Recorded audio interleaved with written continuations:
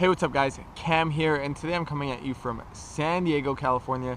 And on today's episode, we're going to talk about how to not let the little things ruin your day. So you guys might be wondering, Cam, why are you wearing this Adidas hat? I've watched 94 of your videos and you've never worn a hat. What is going on?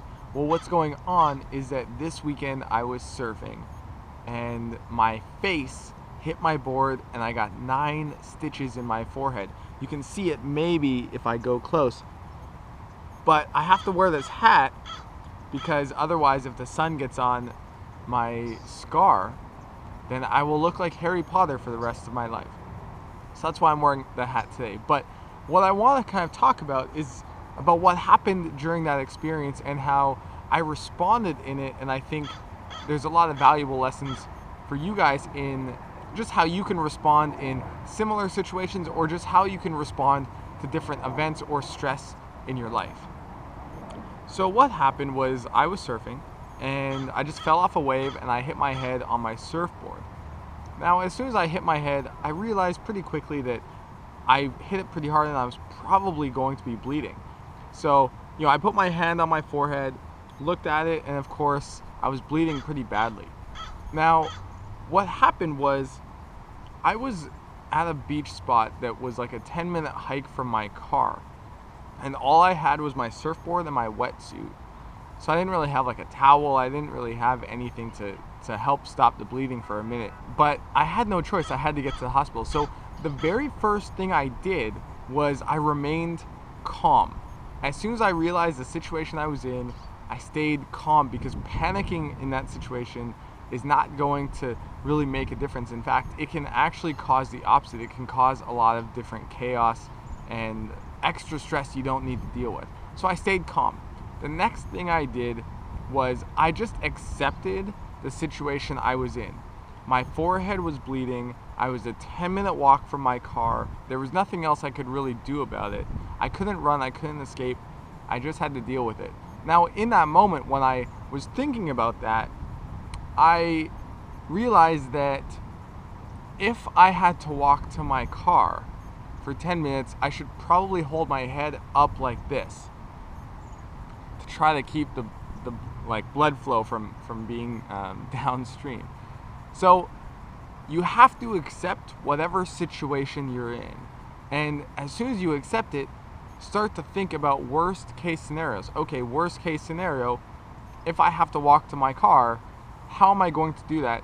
How can I ensure that I don't lose so much blood? The next thing you need to do is you need to assess the possibility for resources. So I was at a beach and I was a 10-minute walk from my car. So what resources did I need? I needed a towel, I needed a shirt, I needed something that I could kind of cover my face with to stop the bleeding for a minute. Now, at that time of the day, there weren't any lifeguards anymore. So I just walked up to a random couple and asked them if they could tell me how bad my cut was. They said it was pretty bad and asked if they could help, and I just asked them, hey, do you guys have an extra towel that I could borrow? And they said yes, and they gave me a towel, and that was a really kind thing for them to do, and it really made a big difference. Now, the next thing I had to do was start walking. I had to start walking back to my car. And on the walk, there was a family that saw me. They asked me if I had cut myself. I said yes, and they said they could drive me back up to the top, and I accepted that help. And so the first thing you need to do is accept the situation you're in. The second thing you need to do is to assess what resources are available to you. Are there some other people that can help? Are there some other resources available? What resources do you need? And finally, you have to take action. So I didn't just look at the people and be like, I'm shy, I don't want to go talk to them.